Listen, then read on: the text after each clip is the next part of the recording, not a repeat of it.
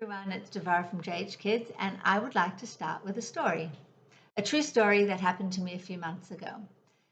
It was a long day, and I was at my breaking point, about to leave the house to go and get a burger on my own, when suddenly there was a knock at the door. It was my son's bar mitzvah teacher, and my son was not even home. I look at his bar mitzvah teacher and I say to him, "You are seeing me failing." And in that moment, I really felt like I was failing. I said, "Give me 5 minutes. I'll be back with my son and you can have your lesson. Don't stay later than the time allocated for the lesson." I pick up my son. I come back upstairs and I say to him, "I apologize for my initial response. You're not seeing me failing. You're seeing me being human. You've seen me make a mistake. I apologize and I will look at my schedule more closely in the future." With Yom Kippur around the corner, which is a time of introspection and reflection, that may bring up for us feelings of guilt or feelings of shame. I'd like to distinguish between the two of them because knowing the difference and knowing what they both look like can really make a big difference to us as individuals and to our parenting. My initial response in that story was one of shame. Shame is when your behavior is very much tied up with who you are.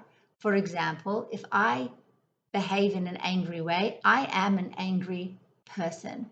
If I yell at my kids, I am a yelling person. I am a bad mum. I can do no good. Feelings of shame keep us stuck in a cycle that we can't easily get out of. Feelings of shame go round and round and round and make you want to disappear, make you want to run away, make you want to separate from the here and now, make you want to avoid it. Shame for a child might look like, "I'm an idiot because I can't read," or "I'm always the one messing up at the table. My family doesn't want me around because I stuff everything up." This is shame. Shame goes in cycles.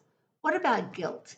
Guilt is when we realize that our behaviors are not in line with our values. My values, for example, is to be a calm person. And to be a calm parent and not to yell at my kids. So when I do yell at my kids, I'm going to realize, that behavior doesn't line up with what I want to be doing. And that's going to very quickly lead to something that is actionable. I might talk about it. I might get some training. I might apologize to my children. I might look at ways to get my needs met so that my behaviors are more in line with my values. In the initial story that I shared, my values of being on top of things weren't in line with my behaviors of mixing up and forgetting the lesson time. So I was quickly able to realign that. Shame talk is something that is very deeply embedded within us and not something that can be changed overnight. When I look forward to the year ahead, I would like to go into it really trying to recognize the difference between guilt and shame and moving away from the shame cycle and sticking around for the guilt cycle, because the discomfort that guilt brings is not a bad thing. It is something that helps to realign us with who we are and the kind of people that we want to be. That's something that I want more of for myself and for my children moving forward. May it be a year of health and success and connection and growth, and we'll see you next time.